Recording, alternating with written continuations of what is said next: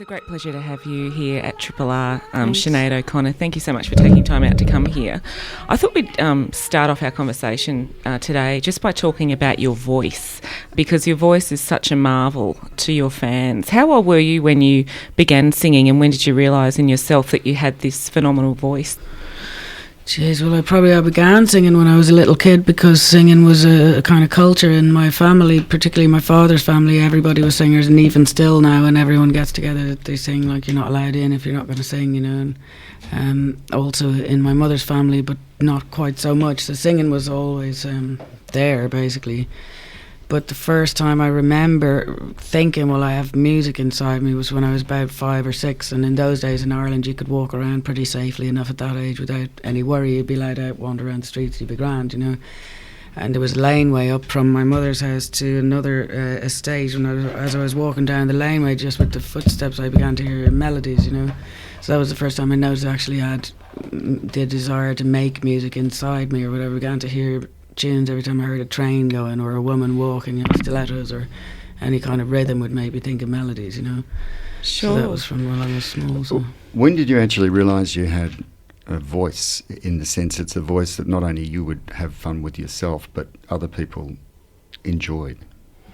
I don't know if you ever realise that, really, because I guess with me, can't speak for anyone else, but it was such a personal thing that I was thinking more of the desire to sing than anything else. Do you know what I mean? Because I kind of had a whole lot of crap on my mind or whatever when I was younger, do you know, and I was more thinking of the benefits for me. I wasn't really thinking about how it might sound to anybody else. Do you know what I mean? So I don't think it's true for anyone that we'd sit there one day and go, oh my God, what a great voice I have, you know what I mean? It doesn't really work like that, you know. But the first time I knew I wanted to be a singer was, well, it was a few times actually, but the first work I ever did was when I was about 14. I was commissioned to write a song for an Irish band for their first album. So I did that, and I had to go into studio to do the guide vocal, and that was the first time I ever set foot in a studio or discovered reverb, you know. Mm-hmm. So from then on I was like, okay, I so totally want to be a singer, because I fell in love with reverb, you know.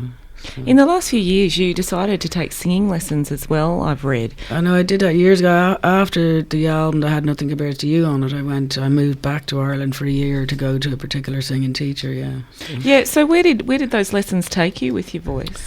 Well, it was great, really, because the teacher was my father's best friend, actually. This is how mad into singing my father is, that he would go for every day for singing lessons to this guy, just to be able to sing at parties and stuff. And they became best mates, basically, because my dad used to go so often, so they just go out every Friday and get drunk together or whatever.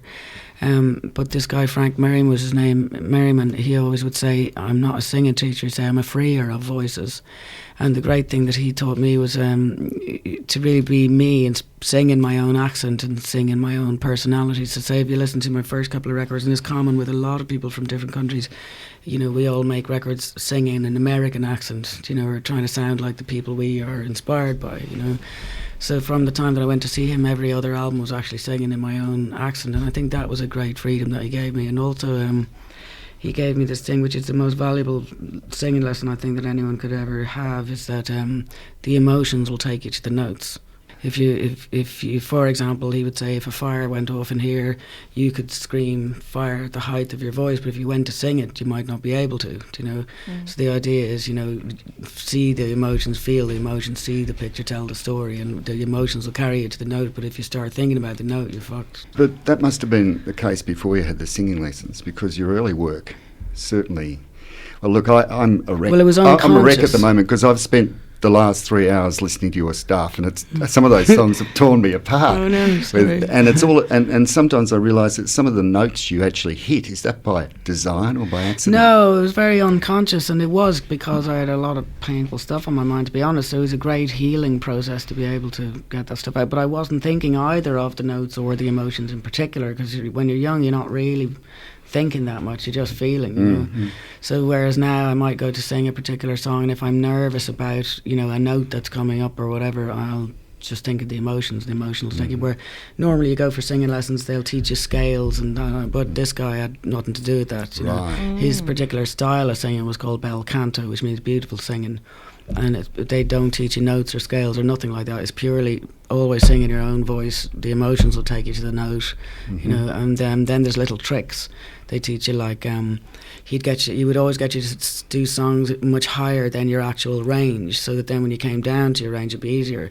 But in the middle of a song, when he knew you were about to come to the difficult note, he'd like throw an apple at you or something, do you know, or throw a ball at you, so you'd be distracted and the note would come out. So he was teaching all about how when you get your mind out of the way, actually the notes are all in you, you know. So again, one of the tricks he gave me is if I was nervous about a particular note, if I like tap my foot and I think about the foot, I don't actually think for that moment about the sentence I'm singing or whatever, but if I concentrate on my foot, the note will come out, you know, that way to distract yourself from. What an incredible process. And speaking of emotions, I know that you've said in the past too that there are certain songs that make you cry and you sort of don't want to go there. Are there songs in your back catalogue that you will no longer perform because they drag up too many emotions that you'd rather not? Well, not ones that make me cry, but I have a hard time with kind of angry songs. I mean, I like them, they're great for what they were, but I don't identify with that emotion particularly anymore, you know. So like Troy, for example, I love it, it's a great song and everything, but I'm not that pissed off anymore, do you know what I mean? And I'm not the kind of singer I've been trained to be. I have to find something that I can emotionally identify with, because that was one of the other things your man would teach you is, look, never sing a song that you can't identify emotionally with, you know. So obviously being, if you're 44, as opposed to those songs, a lot of them I wrote when I was 16, 17, 18, do you know what I mean? I don't identify with them. So. Do you think there might be a problem with singers that you know, that magic age of 27 where a lot of them seem to drop off the twig? It's almost like they've outlived their usefulness. Once your youth is gone, the anger's gone, whatever it is inside you that produces this great material has gone. You might become a better craftsperson, but not necessarily that whatever it was that was special might be hard to recreate. Do you face that, or are you finding you're continually refreshed? Well, you know, I always say to my daughter, she's 14, I find myself saying to her a lot of the time, look, the only duty you have on this earth is to be you. You know, whatever that means, even if it means disagreeing with, you know, your mother, your father, your school, whoever it is. None of us actually matter as long as you're coming from love. Your only duty is to actually do you. So it doesn't, I got to do me, like I can't decide what kind of records I make based on what anyone else thinks is the best of me, if you know what I mean. So my duty is to be me, like, do you know what I mean? Beyond that, I don't really think about, you know, because I don't believe in falseness, and I think people really respond to and identify with singers who are very honest. You know, they are the song, if you like. You know, and people are what way am I trying to put it? People, audience is very intelligent. They will attract to the person who is honest in their singing, and they'll be put off by people who are fake in their singing. So there was a lot of kind of fake anger records around. I don't think people appreciated those. You know, they appreciate honesty. Like one person who is pretty honest and pretty real with the interpretation of lyrics was Frank Sinatra. Yet he once said he'd kick your ass. It seems you're in some ways alike, and you're both bits of ass kickers. I mean, were you? I would imagine I'd be rather flattered if Frank even mentioned my name. Well, exactly, that's what I mean. I mean, what little Irish girl can say Frank Sinatra threatened to kick their butt? Exactly. Yeah. The frightening thing was I was staying in the same bloody hotel as him. I was like, oh shit. I'm in the lift because I'm thinking, oh my God, am I going to have to beat up this old geezer? Like, which obviously I didn't fancy, you know. Because there's been a fair bit of controversy around you over the years, Sinead, and you haven't shied away from speaking out about Irish politics and the hypocrisies and lies of the Catholic Church. Well, I never speak about politics because I don't know anything about politics. Certainly, but in the past you have, like you've talked about... I never talked about politics. I would talk about the church a lot, but I was thinking about like abortion law in Ireland. Oh, there was one sort of public outcry over one particular case of a girl who'd been raped, and she wasn't... the police were stopping her leaving the country to have an abortion. Yeah. I'm wondering, because there's been controversy around you and because you entered into these debates when you were so young and famous, how on earth have you coped over the years with the media frenzies that have happened around you? Well, I'm kind of used to it now, but when I was younger, in truth, it really messed me up. I really was quite disturbed and distressed by the whole thing, you know, so I was too young to really understand that I wasn't a piece of shit, for want of a better word. I don't know. I like Australia because apparently you can say anything on the radio. But, you know, when you're young, if somebody says to you, you're blah, blah, blah, you believe them. You don't have enough sense of yourself yet to realise that actually you're perfectly all right the way you are, you know. So I was very kind of punishing of myself. I took on a lot of very negative attitudes towards myself, and I couldn't understand because in my mind I was just being me. I wasn't trying to be controversial or you know, someone that you'd start making records, someone put a microphone in front of your face and ask you a question, you'd answer it, and the next thing everybody would be telling you you're a complete piece of shit, like, and you're thinking, well, why ask me? Do you know what I mean? Yeah. So yeah, I was actually very, very, very, very traumatised by the whole thing. So, but obviously it was a 50-50 relationship, do you know what I mean? So I can't say it was entirely anyone's fault. It was my own also, but I kind of, they don't give you any lessons when you start making records. Your record company will throw you in a room with 10 journalists for the day, and they don't say, well, look, be careful what you say or whatever, or protect yourself, do you know, that way. So. Yeah.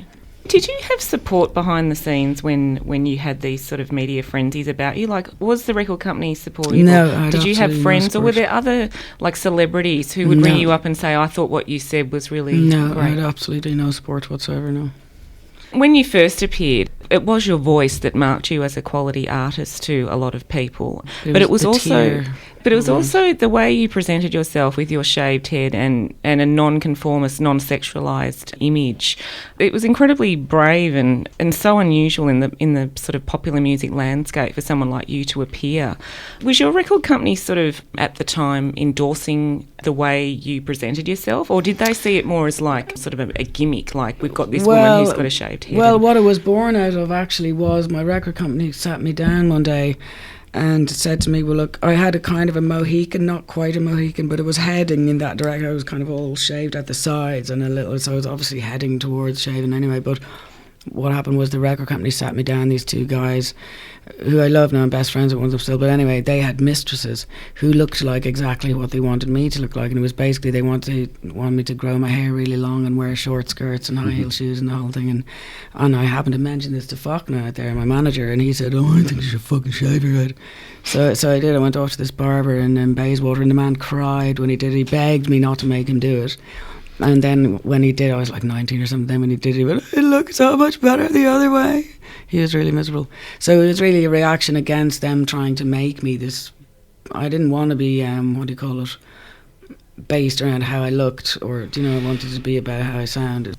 In a sense, it backfired on you because you became a bit of a style icon, so much that your head was good enough to be on for one shot through a whole clip. Well, it wasn't just that I didn't want to be, trying to find the right words. It wasn't that I didn't want to be perceived as an artist through how I looked. It wasn't only that, but I didn't want any fucking record company to be telling me what I should do or not do, or what song I should have on my record or anything like that. I reckon their job is sell the records and my job is make them, So our job is look like we want to bloody look, and also it was equally just to say, oh, screw you, I'm not going to be whatever you want me to be, So. Sure, yeah. We've got to wrap it up. All right. Unfortunately. Cool. Thanks for coming. Thank you. And we'll end up with something that no one's ever heard before on Melbourne radio, apparently. And you haven't even heard this mix. It's what we started off with. Geez, I haven't even heard it myself. Well, it's great to be talking about singing lessons, actually. That's really nice. People don't ask about that. It's really nice to be able to talk about singing. And now you're so surprised to see me. And now you're so surprised to see me. Behold, I'm the